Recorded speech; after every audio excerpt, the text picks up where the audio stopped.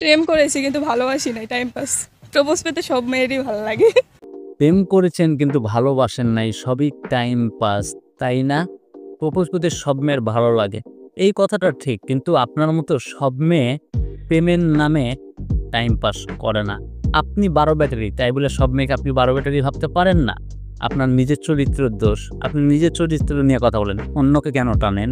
কেউ আমাকে এসে প্রপোজ করলো আর আমি তাকে রিজেক্ট করে দিলাম, একটা অন্যরকম ফিল না? এটাই, প্রপোজ করতে ভালোই লাগে, তাই না? খুব ভালো লাগে, অন্যরকম শান্তি। আর কি ভালো লাগে? না, অ্যাকসেপ্ট তেমন করা হয় না, রিজেক্টই বেশি করা হয়। প্রথম প্রথম কথা বলতে ভালো লাগে, কিন্তু তারপর আর ফিলিংস থাকে না। বেশিরভাগ প্রপোজাল কি করেন, রিজেক্ট করেন, বেশি অ্যাকসেপ্ট করা হয় না। কারণ প্রথম প্রথম কথা বলতে খুব ভালো লাগে, এরপর আর ফিলিংস থাকে না।